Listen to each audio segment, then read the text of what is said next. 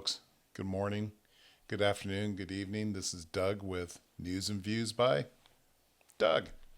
And this is my podcast where I talk about my observations and opinions about politics, world events, or pretty much anything I want to talk about.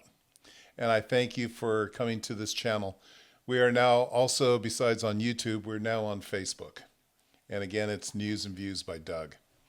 So back in November of 2009, if you remember back, we had a mass shooting at Fort Hood in Texas. It's a massive base. A U.S. Army major, let me get his name correct so I don't screw this up. His name was Nadal Malik Hassan, and he was a psychiatrist in the Army. He decided to go out and shoot and kill 13 of his fellow soldiers. Still don't really know why, but it had to do something with him being a Muslim and the Army and Iraq and Afghanistan, things like that. You know, the enemy within. 13 of them. Here's a photo of the man.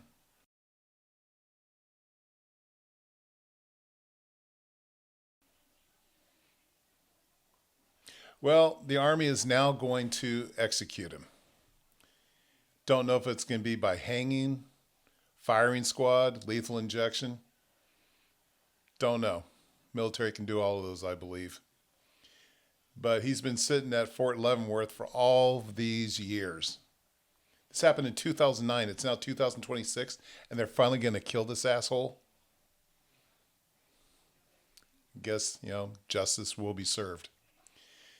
Now, on a more local note, national note, we have a gentleman. Here's his photo.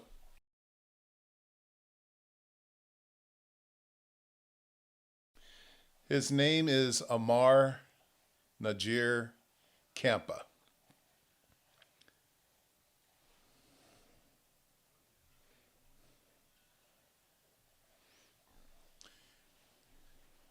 Here's a photo of this guy.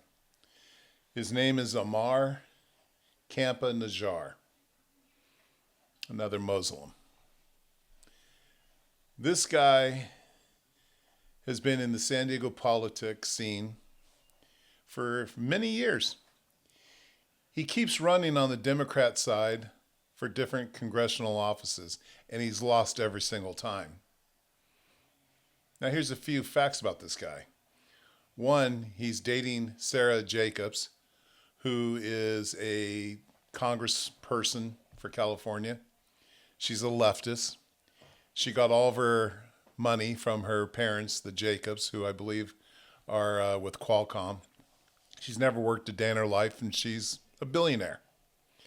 Well, good old Ammar has decided to make her his girlfriend. This guy will move from district to district so he can run for office when he loses in the district that he ran in. But here's the thing about him. This man, to me, is a traitor. He's in the United States Naval Reserve. And he's now been posting photos of himself in uniform as he's running for Congress. And I believe when the first image came out of him in uniform, it came out, I believe, in February. And I believe the wording that he had was wrong.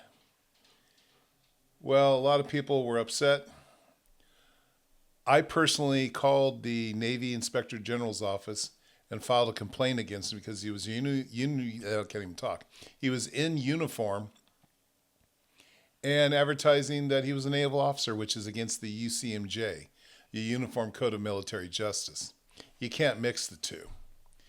Well, now I believe the photo's been changed to say that while he is in the Navy does not recommend him.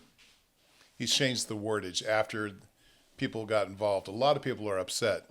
KPBS here in San Diego, the public broadcaster, they did a story on the whole thing and they interviewed a lot of people. So He's using his uniform trying to get elected, but he also kind of lied.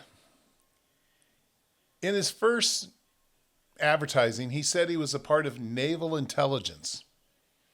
Well, I found out through the Inspector General's office, not naval intelligence, public affairs. He's in the Public Affairs Office, PAO, not naval intelligence.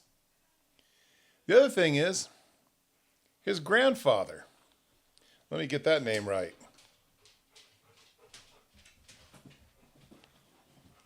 Put on my reading glasses, I get the name right.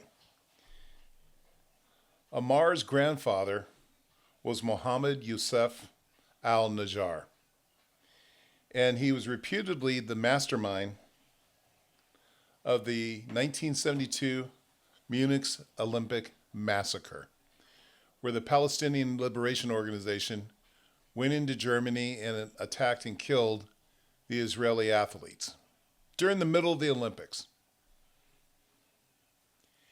And what does Ammar say? That his grandfather was a legend and a hero. He worships his grandfather, who was a fucking terrorist. Is this really what we want in a naval officer besides a congressperson?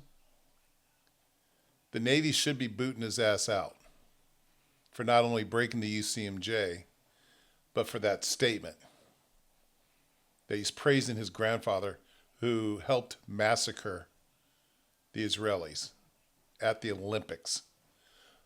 The one event every 4 years that the world's supposed to come together, no politics. You just root for your country and hope that you guys win a gold medal.